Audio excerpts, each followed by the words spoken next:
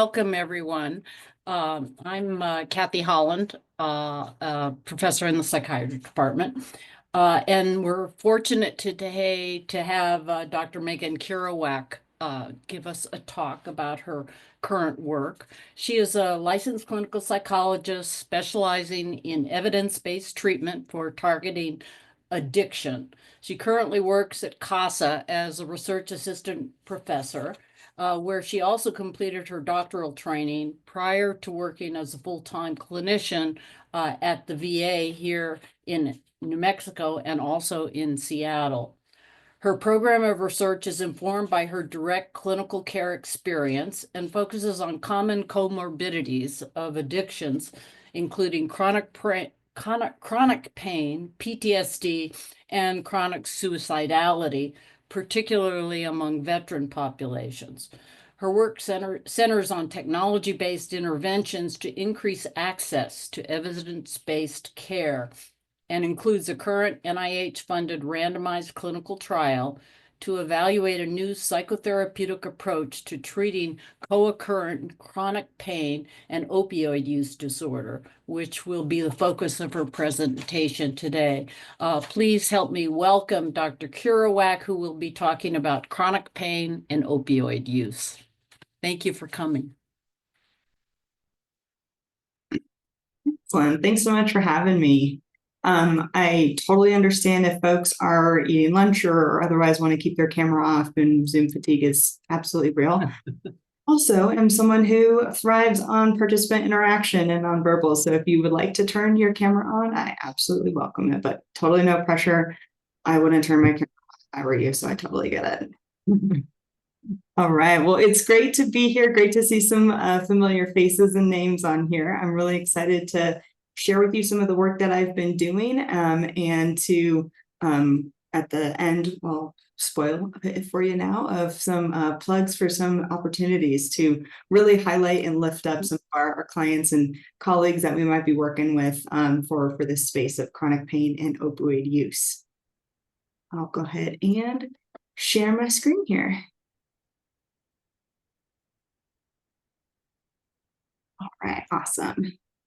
And I got some faces on my screen. Great. All right. So just by way of agenda, what we've got coming up for today, I've talked about a lot of these different things, but reorganized it in a way that I haven't done before. So hope you'll bear with me and trying to shoot from the hip a little bit here, but was really trying to take some material that I'm familiar with talking about in lots of different audiences and really package it specifically for UNM psychiatry. So thinking about the different psychiatrists that I've worked with throughout my career, thinking what are the different things that I've come across that I thought would be helpful for really facilitating a discussion at the end. So I'm going to do my best to make sure we save lots of time for questions and answers, and hopefully not tell you a bunch of information you already know, but rather maybe looking at things from a different angle than you've thought about before. Please do interrupt as we're going along. If you have any questions, feel free to use the hand raise feature. You won't throw me off too bad, I promise. All right, so why does this matter? Chronic pain and opioid use co-occurrence is really going to be the focus of this topic. And I probably am not telling you anything that's too surprising, but I also find it really interesting to just take a beat and step back and look at the big landscape here that we are in, because oftentimes, having been a frontline clinician myself for a number of years, I know it's easy to lose the forest for the trees. And so I always, even just for myself in preparing these kinds of talks, appreciate that 30,000-foot view. So as you can see here, why this matters is because it impacts a heck of a lot of people. Chronic pain in and of itself is millions of Americans, and this would probably be even broader if we expand our definition for how a lot of people with lived experience of chronic pain define their own experience with chronic pain. Also, opioids are a really quick go-to, a really great first-line treatment for people who experience chronic pain. I know shifting landscape. If I gave this talk 10, 15 years ago, it would be a very different presentation than 5 years ago and now. So just want to acknowledge that it is rapidly changing and shifting. And we also know that a lot of this is still true. Chronic pain still impacts millions of Americans. A lot of Americans get on opioids to treat their pain. Oftentimes opioid use disorder happens or at risk opioid use. So one of the studies I'll be talking about today, we've got a broad definition, opioid use disorder, but also including potentially at-risk opioid use.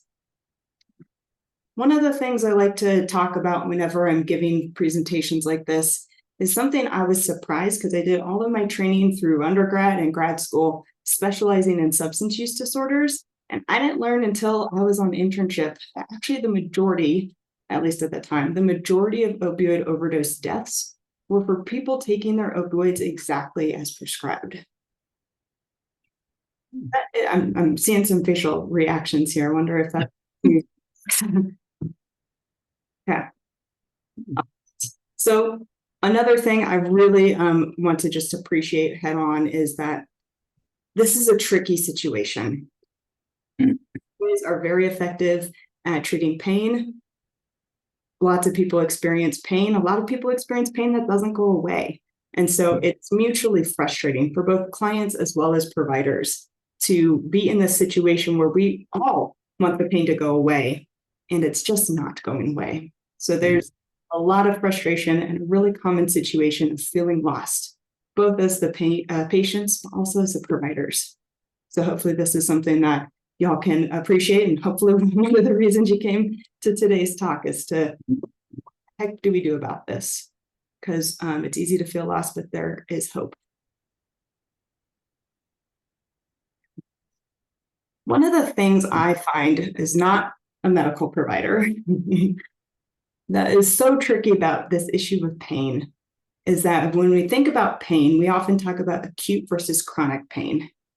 And if anyone wants to drop in the chat, what distinguishes acute versus chronic pain? How do we know the difference?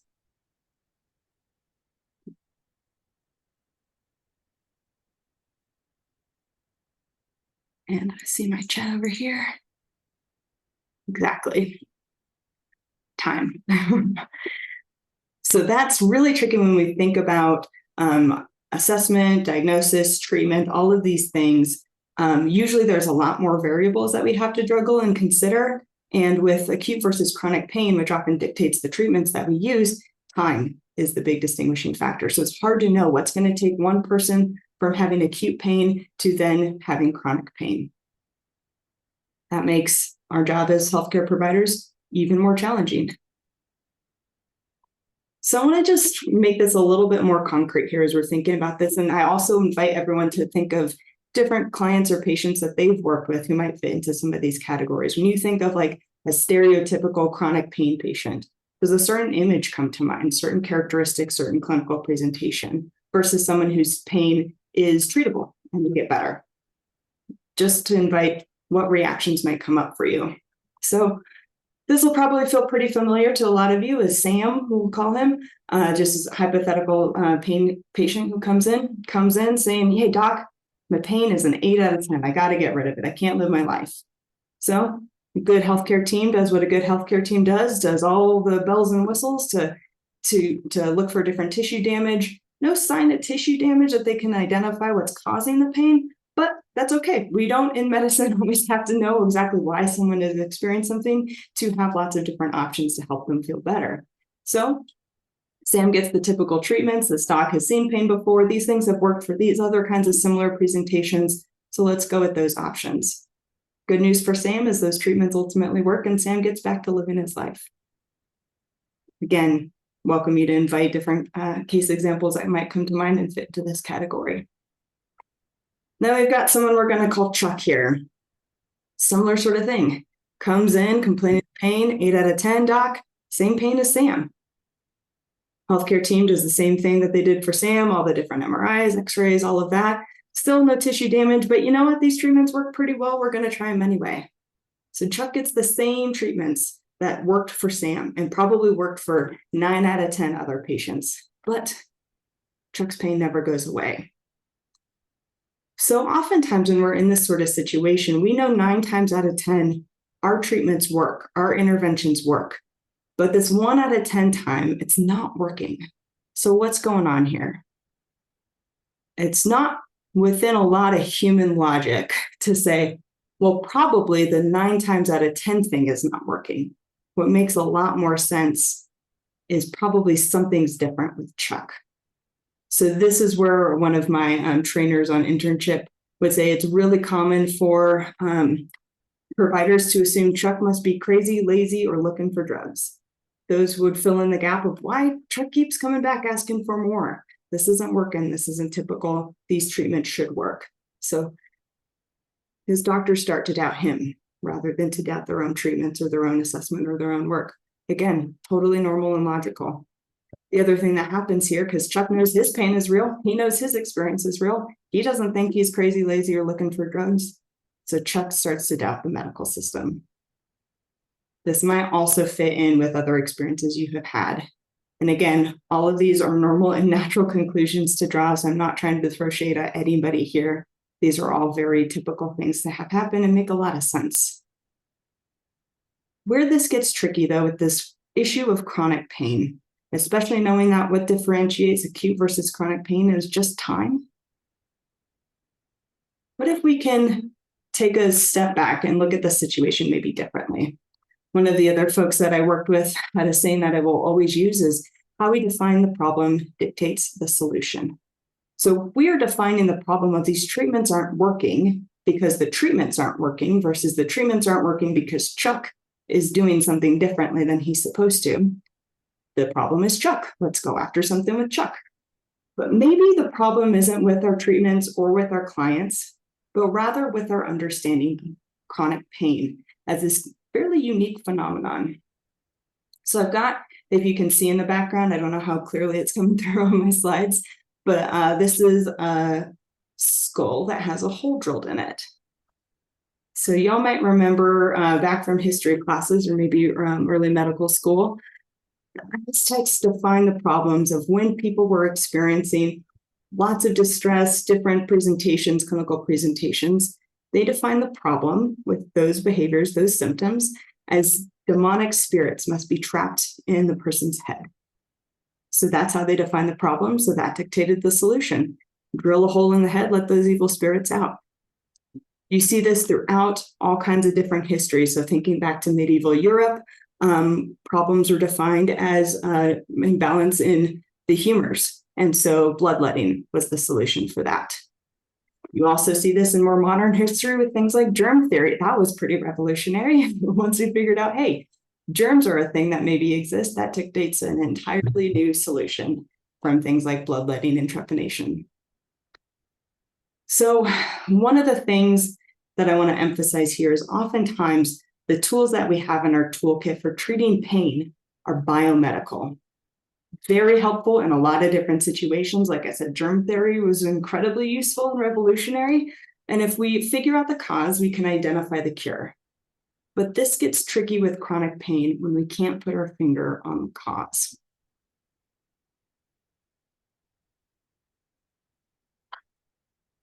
I want to take a detour here to think about another pivotal moment throughout history with respect to understanding chronic pain. Some of you might know Dr. Beecher. I believe Henry Beecher is his name. He was an anesthesiologist and professor around World War II. He is known for, you might know him from studying the placebo effect, but his work was also very revolutionary and influential for understanding chronic pain. So let's say Dr. Beecher saw two patients. One came in, doc, 8 out of 10 pain. This is excruciating. I can't live with this. You got to help me. The other one came in for another visit. Yeah, I've got pain. It's like a 5 out of 10. So I figured just should come in and check it out. So the first patient, Dr. Beecher discovered had a splinter. The second patient had bullet fragments in his chest from World War II. So this is also probably hopefully calling to mind different case examples or different clients that you've worked with where the presentation is just not matching what you're actually seeing when you can actually see what's causing the source of pain. Also like to talk about one of the most fascinating studies I've heard of, which is tying into this point of, so with Dr. Beecher's examples, you've got different presentations with reporting pain with very different tissue damage causes. And those tissue damages are observable, but they're not mapping onto the presentation of pain and pain interference for those patients. what do we do when the cause of pain isn't clear? And what do we do when the cause of pain isn't actually causing the pain? So this study I want to talk about very briefly flipped the common script we see. Oftentimes, clinical research is done where we take a known cluster of symptoms and we investigate what's going on with those. What is the etiology? How do we define the course and the treatments? That's usually how a lot of biomedical research is done. And a common example of this is like degenerative disc disorder or disease. And so one person had the curious idea of, well, all of these studies are done with people who are coming in reporting back pain. So sure enough, we do a scan and hey, look, there it is. There's their back pain. Their spine is compressed. They've got degenerative discs. But this person thought, what if we just open up the door and invite anybody in, even if they're not experiencing pain? And so what happened there is they found out this is actually just a normal aging process. So I worked with an anesthesiologist who described this study to me and blew my mind. And he was saying, we don't call wrinkles degenerative skin disease, but it's kind of the same thing. So over time, there's this normal wear and tear that happens on a human body. And we don't necessarily need to have any cause for concern just because we see signs of tissue damage. That's part of getting older. I also find it really interesting, again, not as a medical doctor, not as a physician, but that there is very real biomedical causes to pain. So some of you may know about gait control theory. This is why TENS units work really well for like low back pain. But very briefly, I won't get into a ton of detail. There's this theory that basically the receptors in our brain are tied to different nerve signals that there's a gate for. There's only so much of a threshold that pain signals can get through. So this is kind of like if you've ever heard the joking example, which I do use often clinically, and just to point out some of the silliness with this all is, if you stub your toe and your toe hurts really bad, well, if you jam a fork in your leg, that'll take your mind off of the stub toe pain real quick. That's the same thing that's happening here with gait control theories. There's only so much pain signal that can get through at any one time. And so TENS units are emitting a signal to the brain so that back pain can't get through. So there's absolutely something biomedical that can be going on with pain. Sometimes we can see the cause, like the splinter or the bullet fragments. Sometimes we can't see the cause. So I think all of this, to just summarize, gives us a pretty good sense that there must be something more going on with chronic pain. So I'm, again, defining the problem dictates the solution. So really the way I like to think of this is kind of setting aside this biomedical model, which does a lot of really fabulous things, is a really helpful framework, but oftentimes interprets the body like machines. There's these certain parts that are supposed to work this way in concert, and if something goes wrong here, it's going to impact the rest of the machine. But biomedical causes are only one piece of the puzzle. Often we'll say there's nothing magical separating the brain from the rest of our body. And I think this is really apparent if you take a moment to reflect even on your own pain. If you are recovering from an injury or have chronic pain, whatever the case may be, what makes the pain better? What makes the pain worse? Maybe things like resting, heating pads, ice, medications make it better. Maybe things like arguments with loved ones make it worse. So there's not just something separating our mental health and social environment from our biomedical situation. It's really all mixed together. So I'll take a quick example here and go back to the stub toe.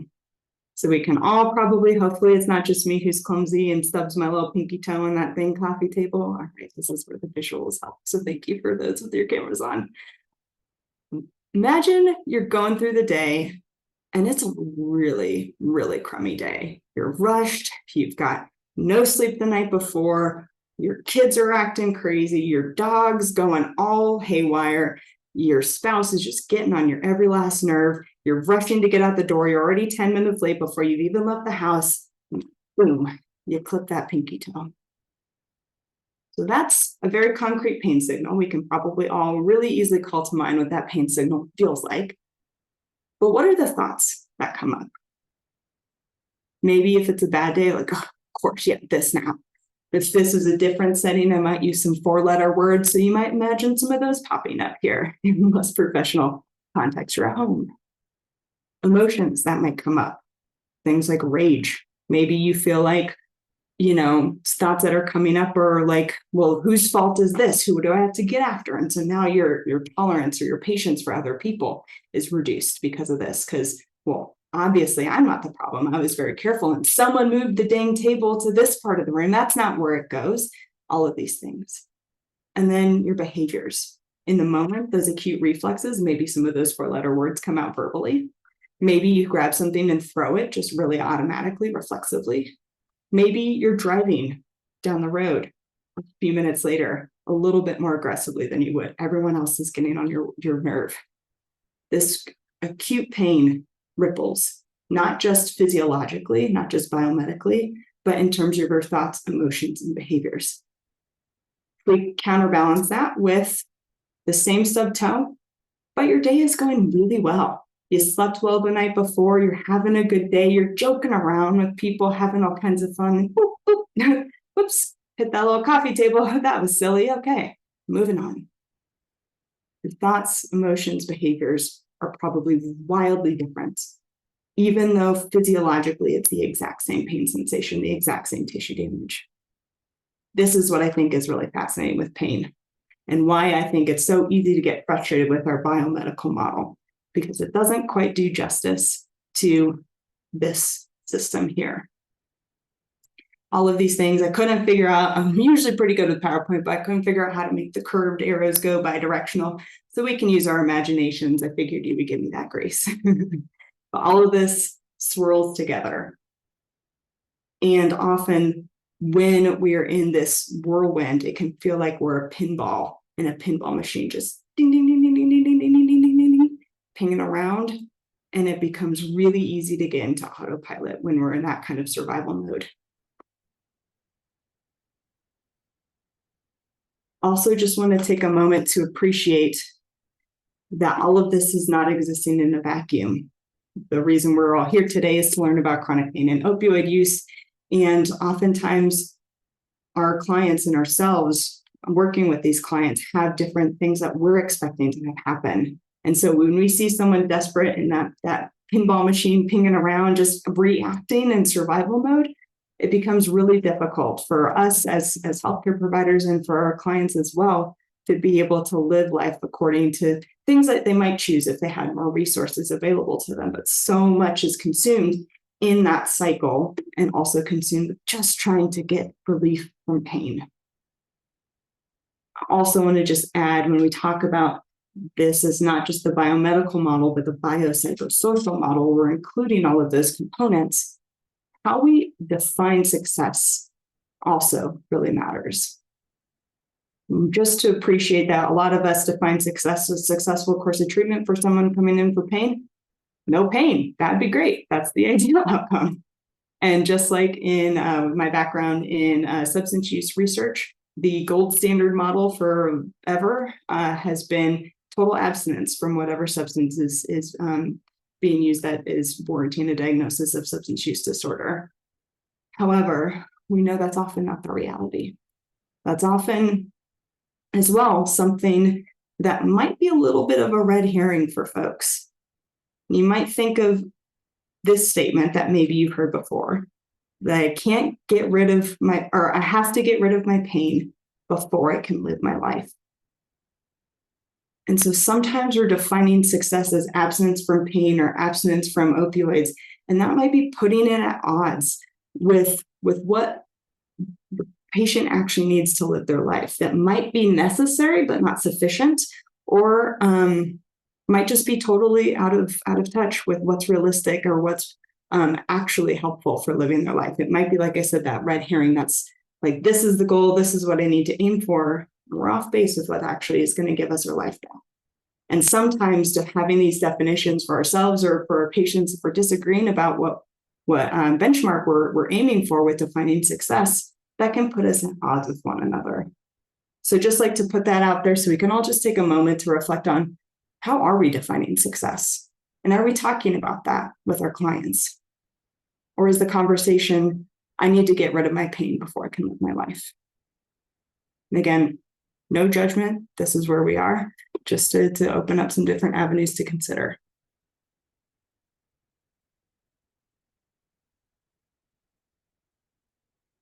All right. So this is where a new perspective might come in. Is it possible to flip this script? So instead of saying, I need to get rid of pain before I can live my life, what if I can live my life even with the pain? And sometimes, not always, but sometimes, what if living well can reduce my suffering?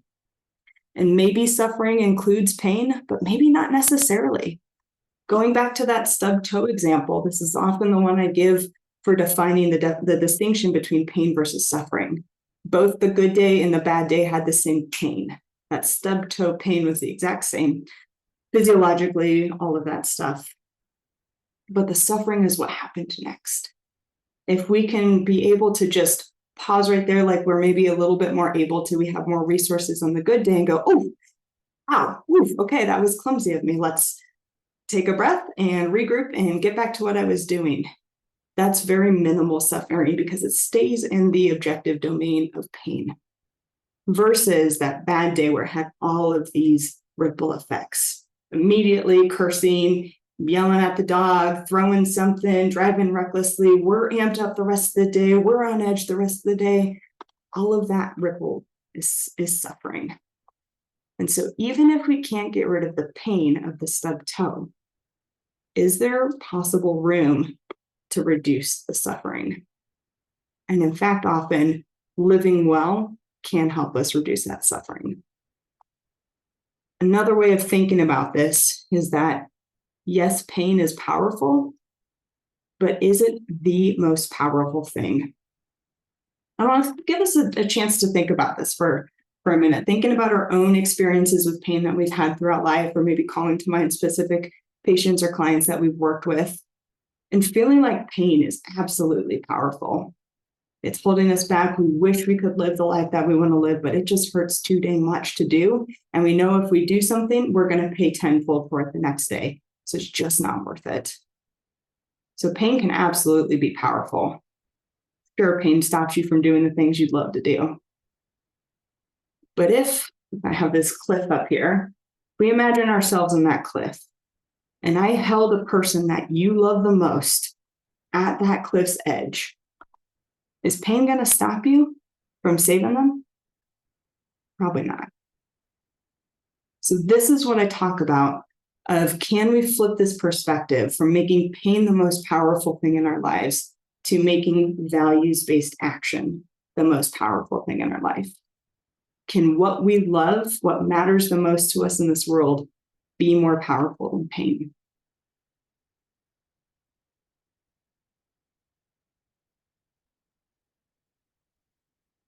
All right.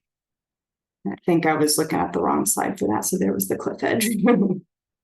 All right. So this is essentially one of the gold standard psychotherapies for chronic pain. It's called acceptance and commitment therapy, or ACT for chronic pain.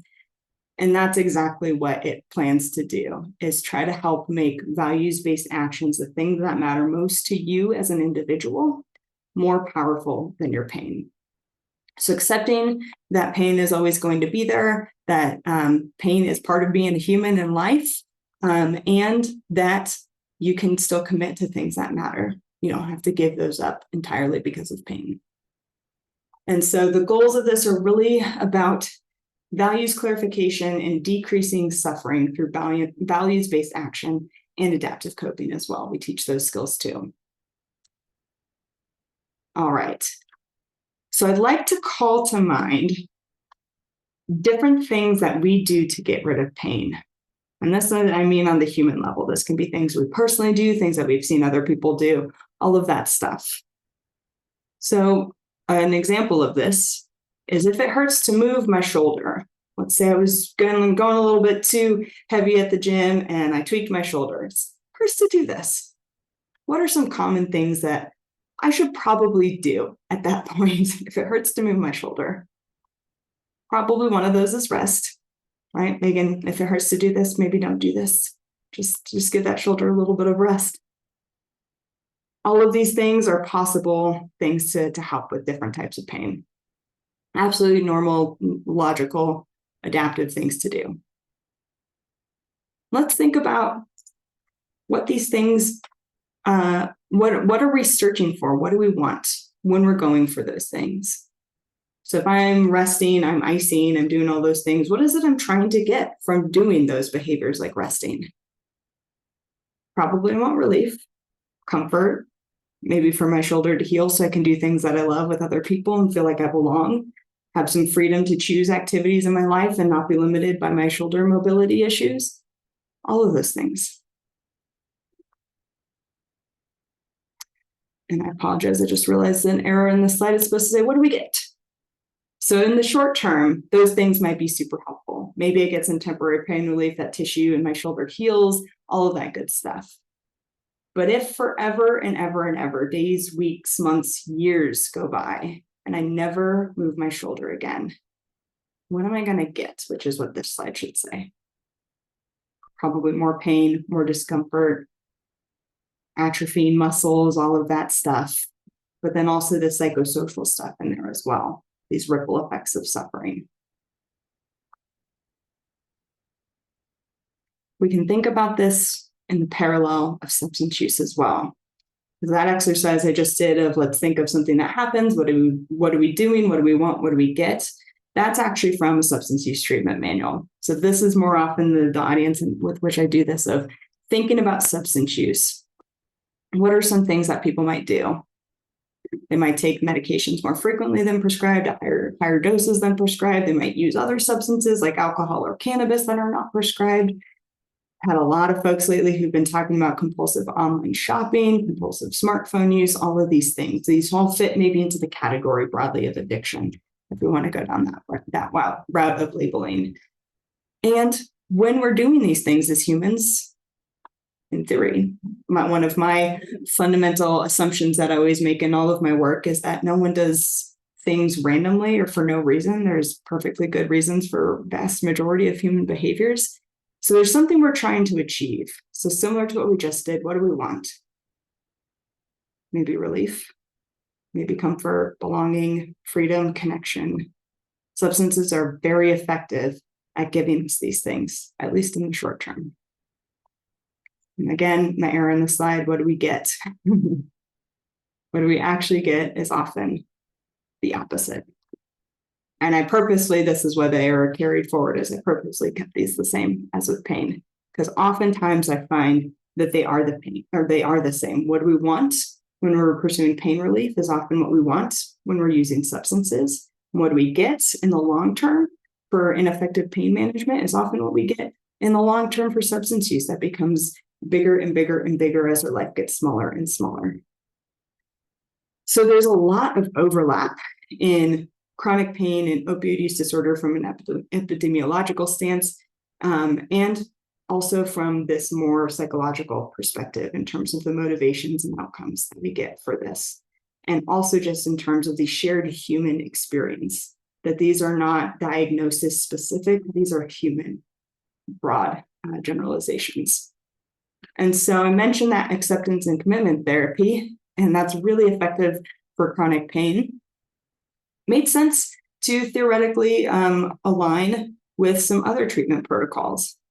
Since there's so much overlap epidemiologically and theoretically and psychologically with chronic pain and opioid use, we thought, why don't we combine ACT, which works really well for chronic pain, and mindfulness-based relapse prevention, which works really well for substance use. So piggybacking on the goals for ACT, these goals for mindfulness-based relapse prevention are to really use mindfulness as a tool to decrease or to increase non-judgmental present focused awareness. That's mindfulness. And the goal of it is not to feel relaxed, not to put on your yoga pants and sit in front of a mountain, as many Western magazines portray. but the goal is to be able to decrease autopilot, to step out of that reactivity that we as humans often face when experiencing things like chronic pain and or substance use.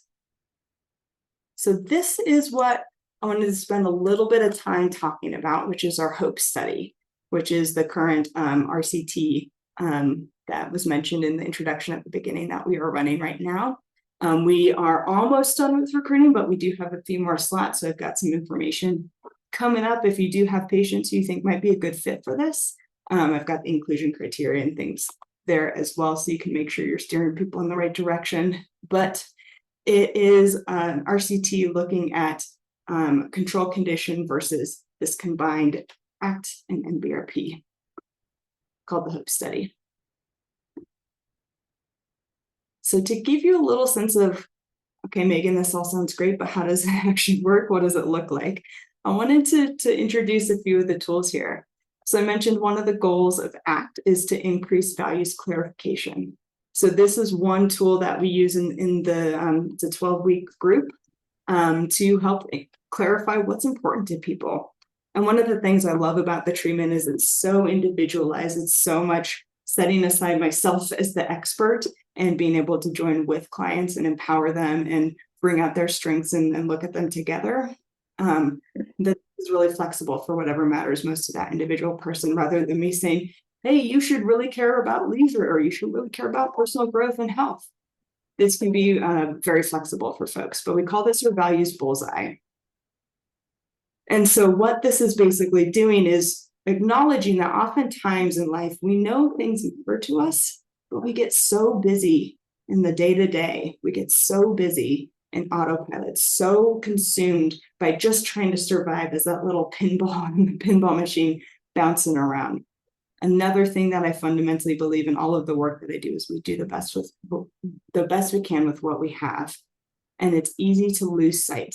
So it's kind of like if you've ever used firearms with optics. It's like those optics sometimes get a little bit loose and you realize your rifle isn't sighted in. That's what happens normally and naturally with firearms. Why wouldn't it happen with humans in much more complex situations than a mechanical component like a firearm with optics? So what this is designed to do is to help us recalibrate, to zero in on what really matters and make sure we are remembering what matters and leaving the rest aside. So what we do with this example is we have people take some time to reflect on these 4 domains or to make whole new domains if these don't really apply for them. And then draw an X with where they are. Are they right nail in the bullseye? Are they off the target entirely or somewhere in between with each of these domains? And if they're off target or if they're on bullseye, why? What are they doing behaviorally that is putting them at that mark? And then if they don't like where they are with respect to that bullseye or off target, why don't they like that?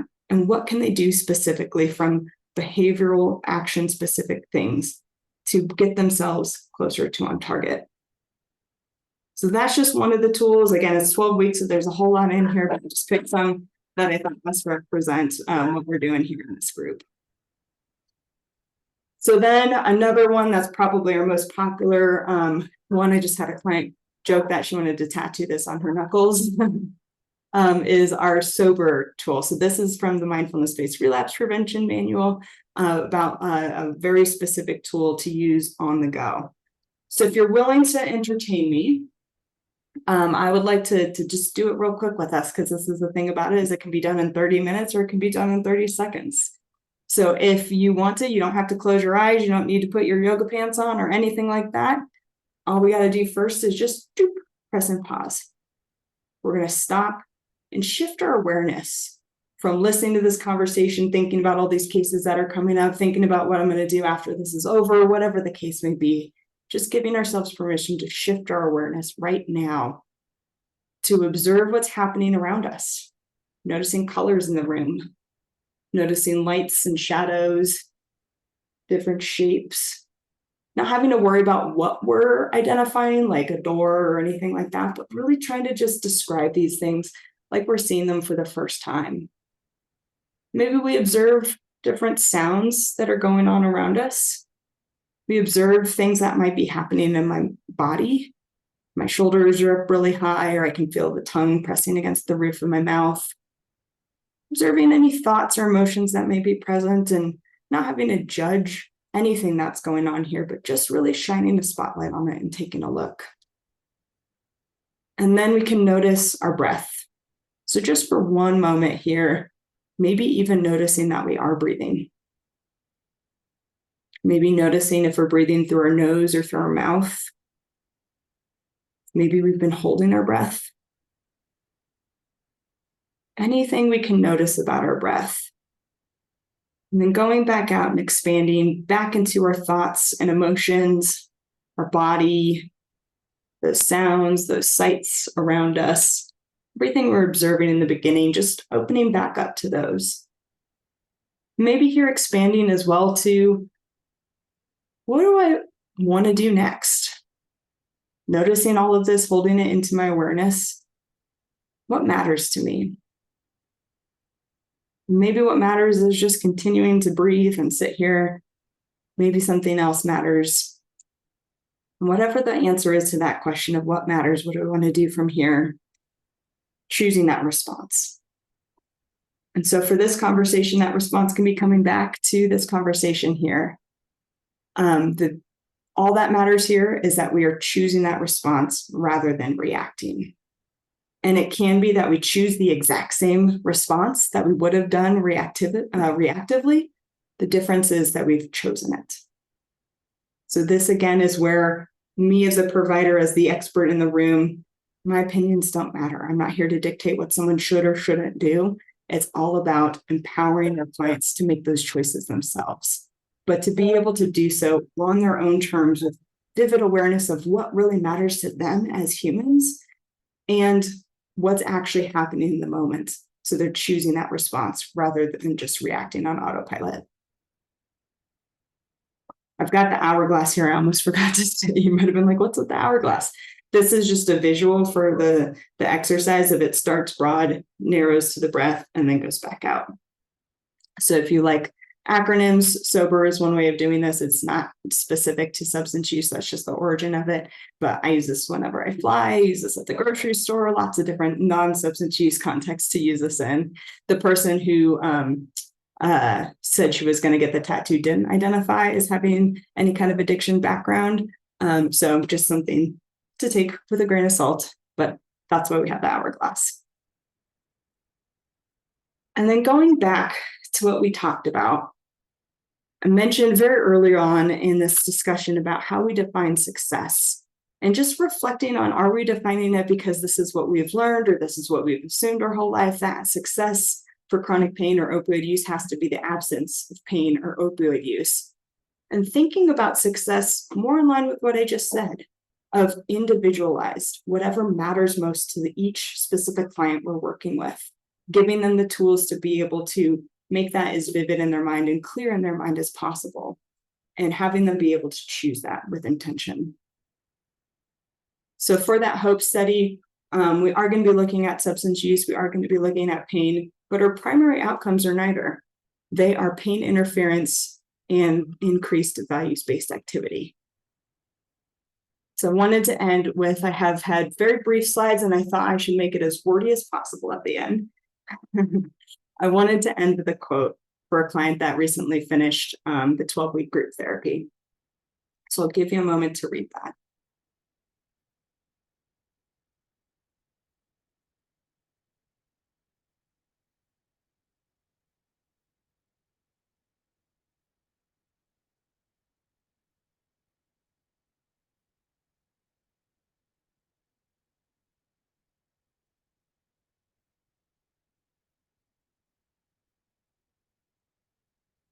And just want to highlight that very end there. We didn't pay her to say this, but this does sound rather like our textbook goals for acceptance and commitment therapy for chronic pain.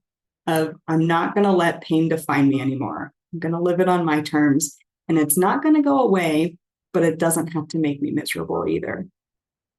It's a really lovely moment. And she worked really hard in those 12 weeks to do some real deep digging into what really matters to her rather than just doing what was kind of expected of her. And she made a lot of great changes. And so with that, I wanted to just take a moment to thank the huge team that is involved with the HOPE study that has really informed this presentation today, including our participants, without whom we could not do this work.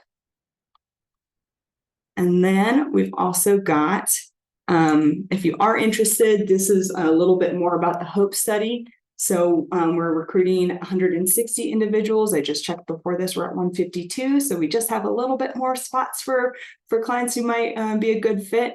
But they, as I said here, the inclusion, at least 18 years old. This is something we are only working with people who are on any kind of buprenorphine, and they have to be stable on it for at least a month, presence of chronic pain for at least 3 months, and the probable or at-risk opioid use as well. We have a variety of ways we assess that. And then exclusion is current or past diagnosis of psychotic-related disorders, and then a requirement of a higher level of care. Those are just for safety reasons, but otherwise we do have a pretty broad inclusion criteria. This is our timeline, so there's just a few follow-up visits, but those 12 weeks of treatment are provided totally for free if they're randomized to that condition. And I'll send out my slides, but here's the plug for that. If you do have any clients who might be interested, you can give them that information here, including sharing that website, which has a link to our online interest form, so they can share their contact info with us directly and we can reach out to them. One more quick plug is I am also on a SAMHSA funded study that is understanding of rural addiction. It's focused on opioid and stimulant use in particularly rural areas. And so if you, as a provider, have or know of colleagues or know of clients who have success stories, we are trying to get videos uploaded to carry out this message of hope. There is hope out there, and we just have to know how to go about doing it. And with that, thank you all so much for your time, and I'm happy to open it up for questions. Thank you very much, Dr. Kirouac. Very interesting. I'm wondering if there are any questions from the audience. Just pop in and ask away.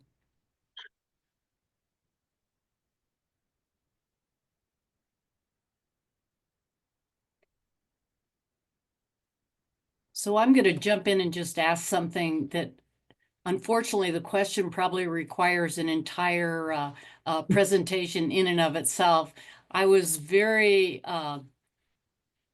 interested in your comment in your very first slide that the majority of opioid OD deaths are in individuals who are taking opioids as prescribed. And I'm wondering if you could give us a little bit more information about that. Yeah, it's a tricky one to study epidemiologically. I don't know too much about the methodology, but I wanted to just share that because I think it runs so counter to a lot of the messaging. Yeah. And I know a lot of the clients I've worked with have so much stigma against addiction because it's very othering type of language that you often see. And including in the HOPE trial, lots of clients have expressed, like, you know, you're asking about craving, you're asking about substance use, all of these things. I'm not an addict. You know, this is very stigmatizing sort of things.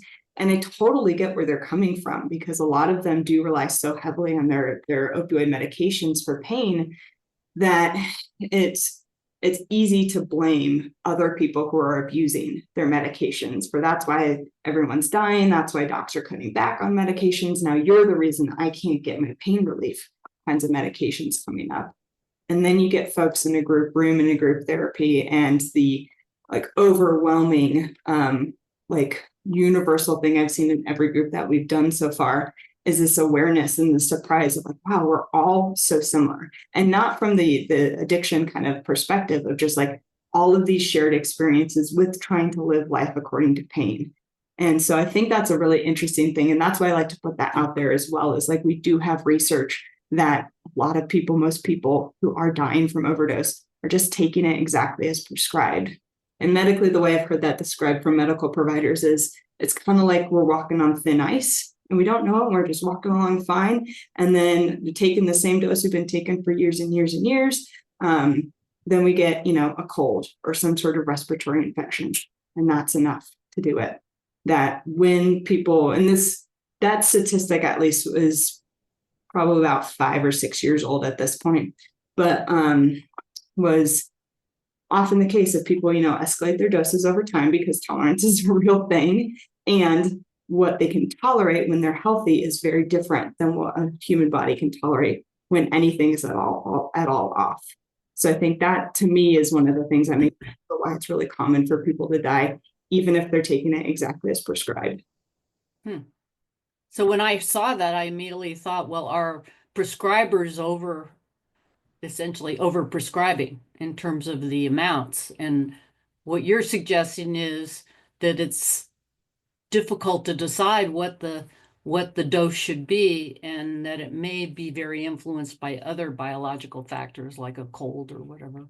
Right. Yeah, that's my understanding of it. And I do think for sure a while ago, the prescribing amounts were way too high. And that was due to a lot of different things, including very specific advertising that was deliberate to get people to prescribe higher doses than were necessary. But I would say my sense of how prescribing is happening right now is it's not so much that abuse of like really high prescriptions, but exactly like you said, it's hard to know. Opioids are just dangerous. Yeah. Yeah. If anyone else has a comment about that, I'd be interested. Certainly. Yeah, especially someone with a medical background, please. Right. Right. And I did see there was an iPhone with their hand up.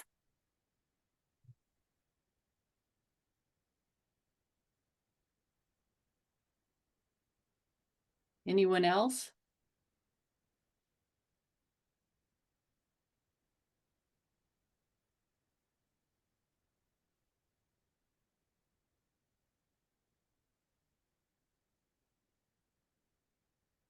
Okay. Well, thank you very much for coming and talking to us, and hopefully you'll get some referrals in terms of this study. Yeah, thank you so much. Appreciate y'all being on here, hear me talk, and I'll send out my slides. It has my contact info as well. So if you do have any questions, I'm happy to email. Thanks very much. Thank you all. All right. Have a good weekend, everybody.